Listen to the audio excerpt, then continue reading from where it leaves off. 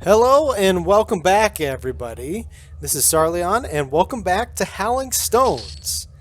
Last time we were successful in clearing the north wing, got the key to be able to come to west. The sigil calendar, something. Anyway, we can enter west. Unfortunately, we encountered stop moving back there, and well, stop moving. Couple of folks I see frequenting the entrance here, so yeah, it's too bad. Don't go AFK in Howling Stones. You will meet your doom, your demise. Anyway, we have still got a ways to go in Howling Stones, so I hope you're all buckled in and prepared for the ride that'll ensue. Starting in west, it'll get a little bit more difficult. You'll start to see more mobs that are blue cons. The levels are spread out more now to, I think, 44 to 49, 45 to 49. So we'll see less and less greens in west. So what that means is more experience. The difficulty is a little bit higher, but it's not as bad as south yet because no mobs other than the boss in west summon. So you're good in that part.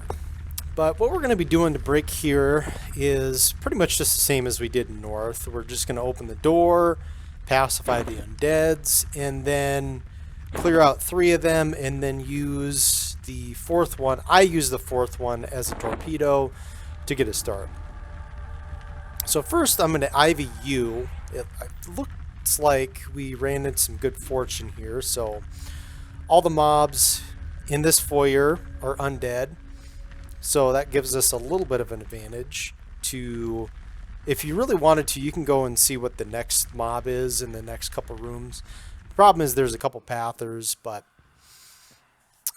yeah, like I'm going to do right here. Just sit down. I know it's a feaster, so if you get really lucky and there's all undeads past here, like we got there, you can just invis versus undead and go straight past them. I rarely ever see all living.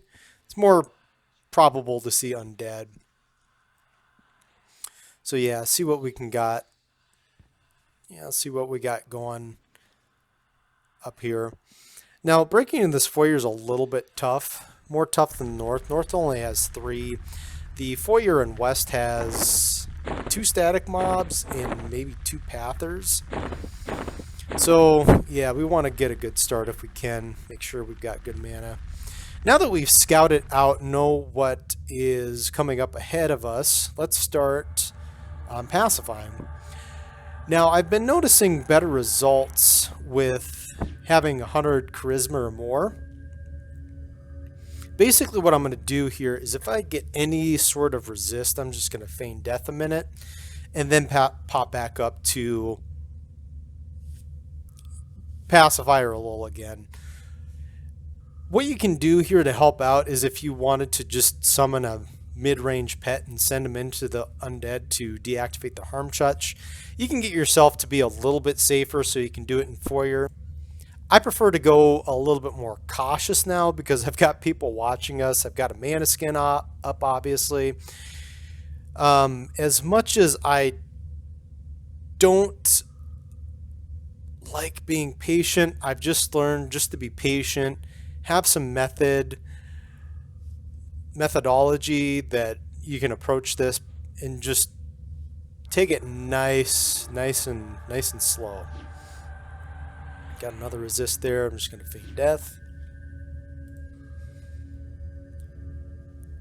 Yeah, it might take a few tries, but just be cautious and slow here. I got another one. Yep, this is not too far from what you might expect in reality, especially if you don't have 75 plus charisma. So, but just stay at it. Eventually you'll get, there you go. Knew it was coming eventually.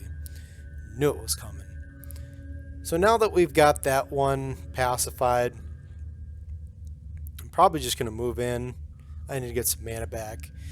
Yeah, those pacifies and lulls, they take a good amount of mana, more than I wish they did.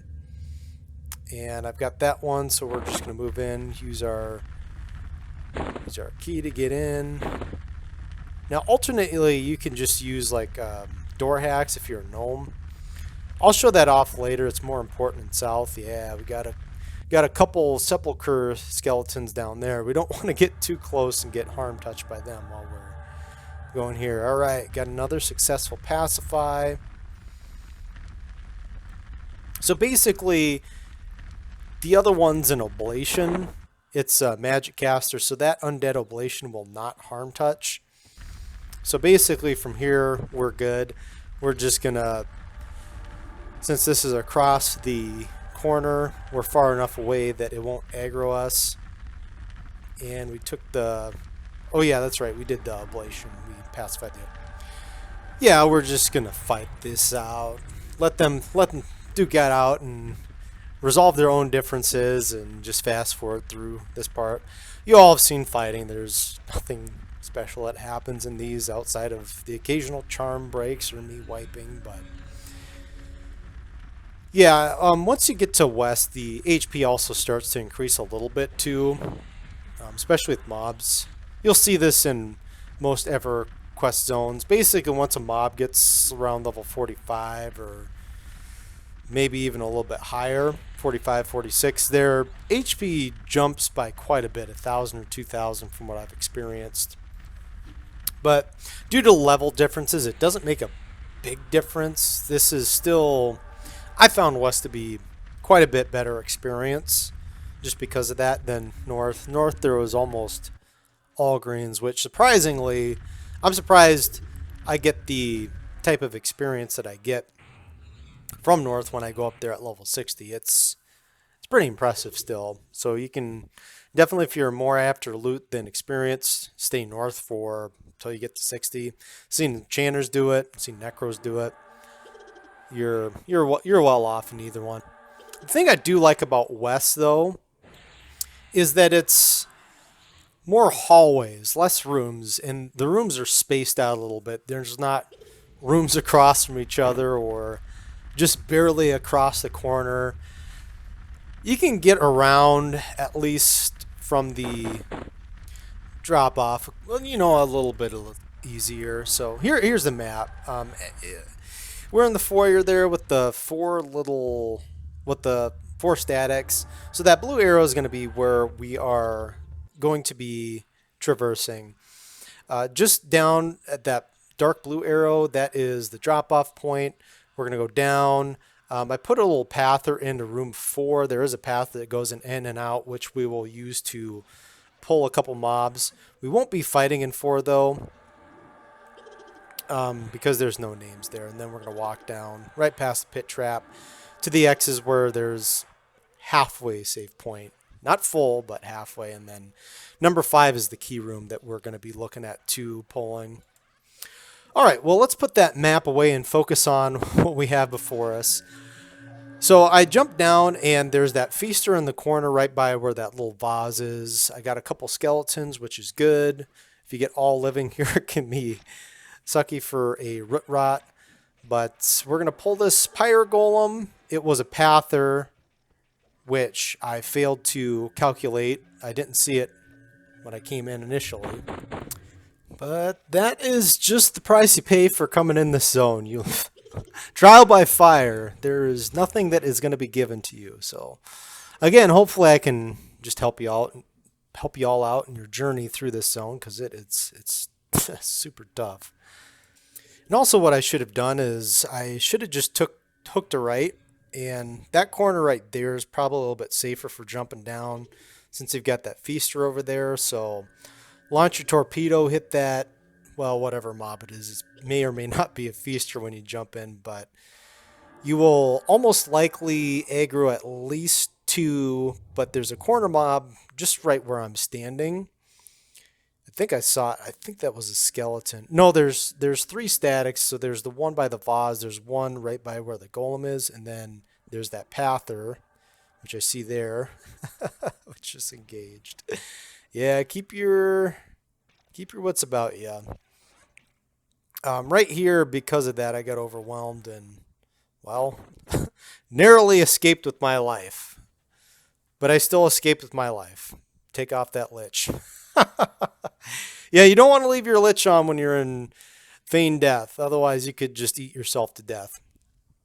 But yeah, that break was, well, we got on the other side, so it wasn't all for a loss. It's, hey, I learned something valuable in doing this. I've got some better breaks since coming past here from just sitting in one of the corners instead of where I was. So that way, even then, if I do attract a pather, it's going to attack my pet instead of me.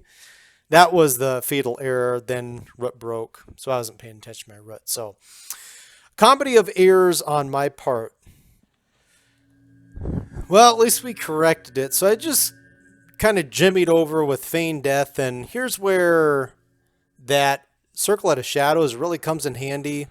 Is a situation like this.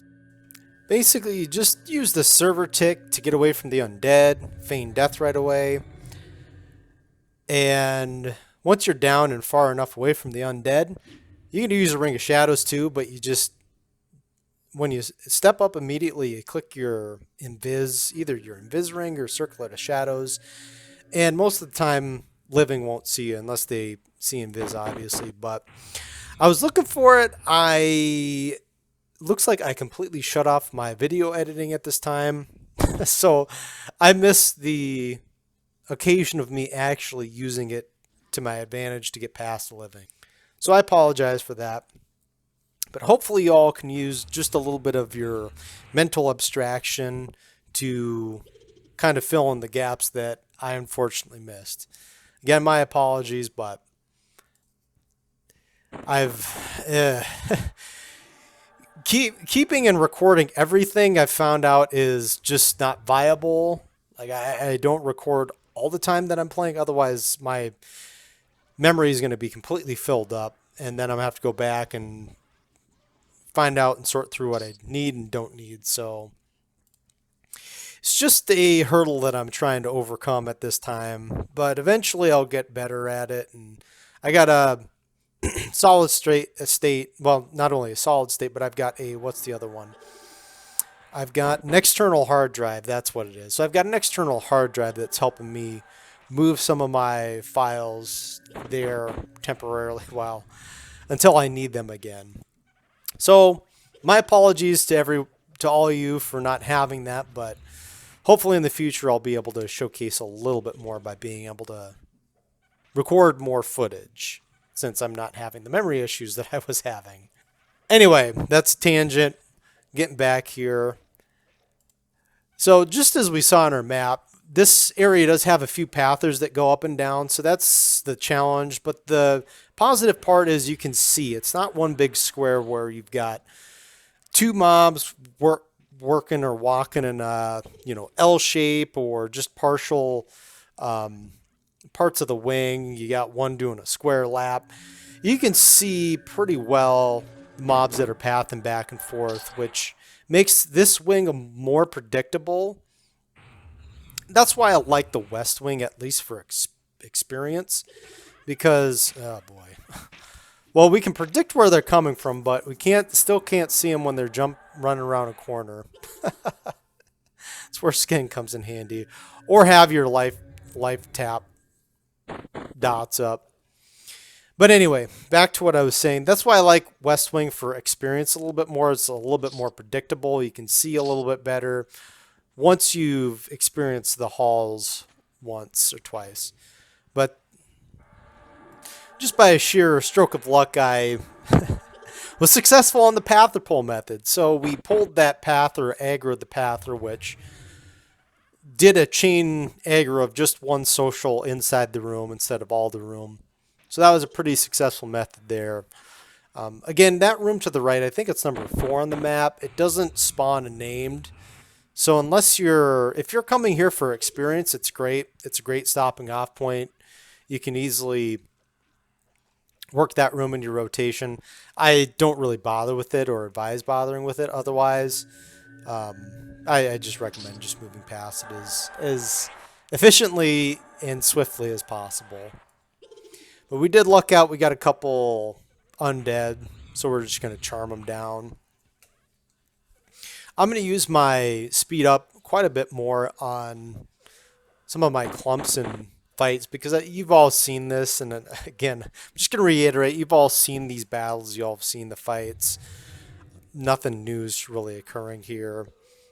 Basically, the only reason why I'm doing augment death to my mob is it's significantly behind the other mobs, so I'm hoping to get it to do a little bit more damage so I didn't have to dot it. But I'm just going to nuke it down in the meantime. So basically, from where I left off a little bit ago, where I feigned death, to now, it's all been kind of continuously just clearing. So this is the first deep breath that I got here. And then looking in this room, can't really see it since that's the door track, but 2 undead mobs. Could take them out, but I'm not too crazy about experience, or I wasn't at least when I was recording this, so we're just going to move past. Now here we want to be careful because we've got that carpet there. That is a trap that you will fall down to the basement, so avoid at all costs. Absolutely avoid at all costs. So we're just going to take a moment to med up and mana skin, get your buffs on. Since you finally got a break, we've got a little bit of a break between the pathers, so take what time we can to get set up for our next little pull here.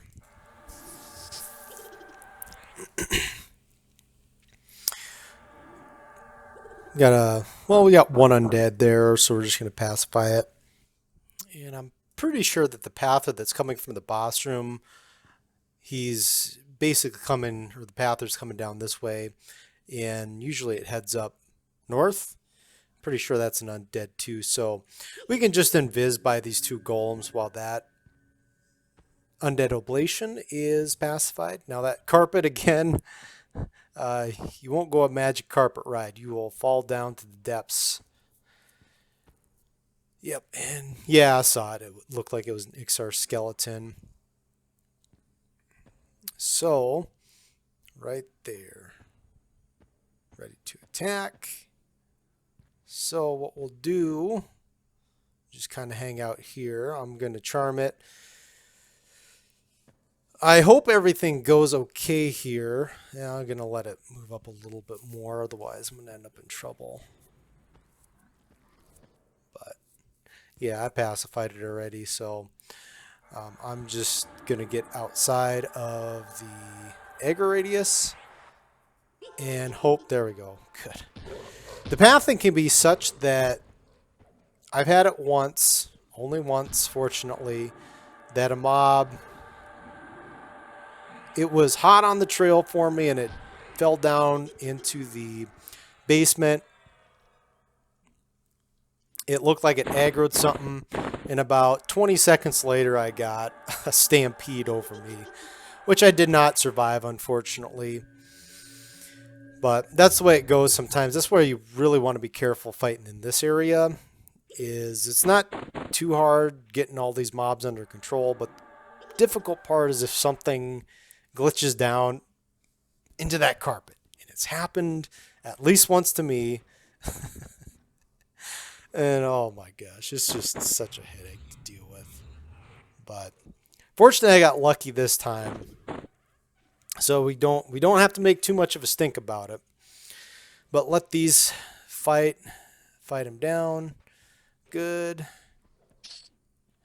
And then once this pather's dealt with, which is the elemental bone skeleton, there is a semi-safe spot in between the 2 guarding the drop off to the boss wing and between the ones over here. And then there's a pather that we've seen come up. We've already taken care of it, but it starts at that room 5, which is the key room, and it looks like it passed all the way north back down south, so that you can get just outside of the range.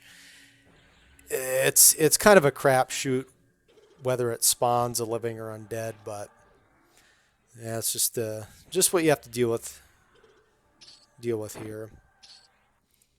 But we've got those taken care of, and we got ourselves some space. Thank goodness. Whew. Kind of the best method I've found for crawling Howling Stones is you just chip a little bit, you chip at some, you take everything that comes off. Sometimes you'll get a big rock, a big nugget that comes off, and then you just chip away some more. You got a big rock coming away, you haul that away. So you kind of, I've learned that in bursts. I've learned to do this in bursts. It's not a very steady method, but you take out quite a few mobs for a bit. You stop, rest, get rebuffed, and then you get ready for the next part. Now here's the key room. Right by that greater bone skeleton is where the key drops. Looks like we've got 2 undead and a living, so not too hard to deal with. What I'm going to do is if you're just in a, if you're just, I guess the best word would say if you're just impatient, you can do what I do, which is I'm going to charm a mob, missile it at the mobs in the room, grab the key, come out and feign death. So that way you can just avoid some unnecessary killing if you just want to get to the west boss room.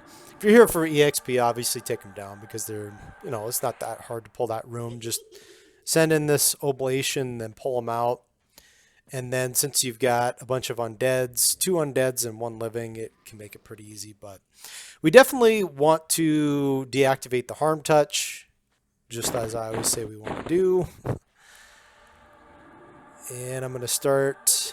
Okay, so we got 1 pacified. Oh, I forgot. Here's what I did. I pacified the room this time. Sometimes I just throw in a torpedo if I'm really impatient, but I pacify. And what I do is I grab a pet just in case if something goes wrong. If I get a critical resist, I can at least throw my pet and deactivate 1 mob while I get the other 2 under control. But we didn't need to do it this time. We just got the 1 little devourer. I think there's 1 across the corner too from the devourer. I can't remember. Well, let's see.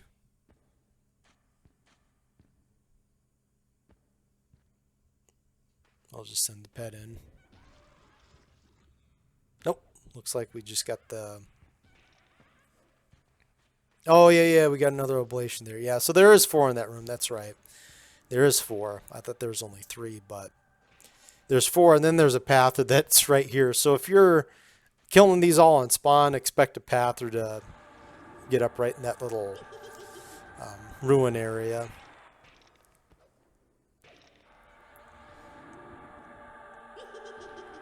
But yeah, now that we've got this under control, I'm going to jump in the room. Obviously, my health's a little bit low, so I'm going to want to get that topped off. I'll do it on this oblation here.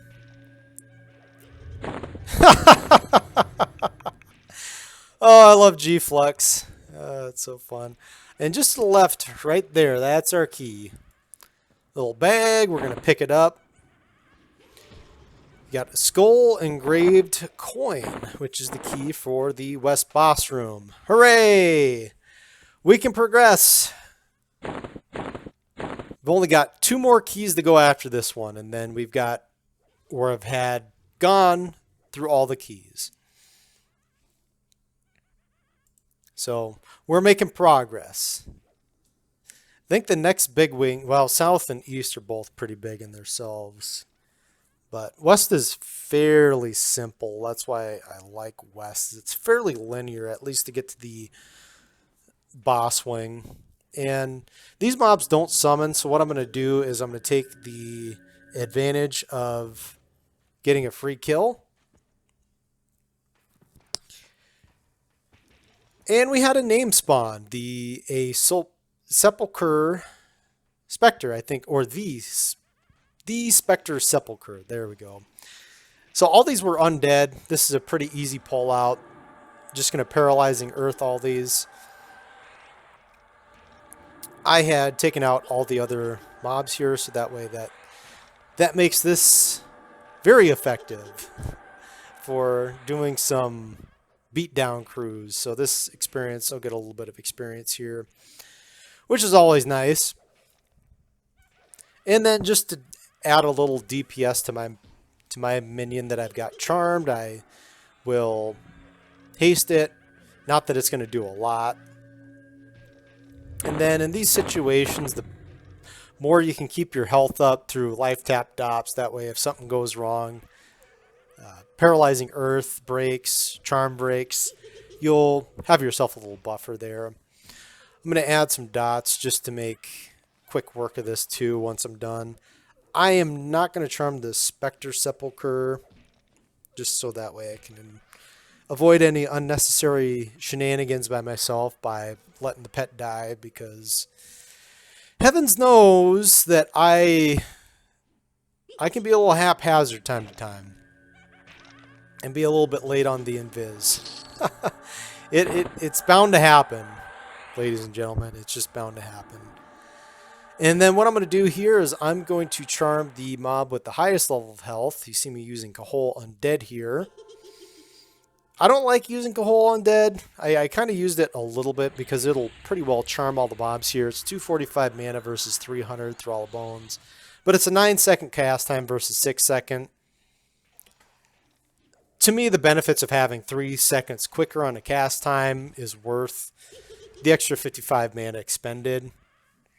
That's just me, especially when I'm in a tight situation. If I was maximizing experience and being as efficient as possible on mana, I might try the alternate method, but I'm not too worried about it here. So, yeah, I just prefer to use Thrall Undead. Or is it Thrall Bones? Yeah, Thrall Bones in this little wing. But all right, there you go. There is a run through the West Wing portion, and just past those two braziers with the Oblation and the Feaster, we have, that is going to be our boss wing. So returning back to our screen here where I feign death, and that'll do it for today's crawl. Next time we'll see the West boss wing, and we'll really see the difficulty ramp up. So until then, thanks for joining me in Howling Stones, and I can't wait to see y'all next time.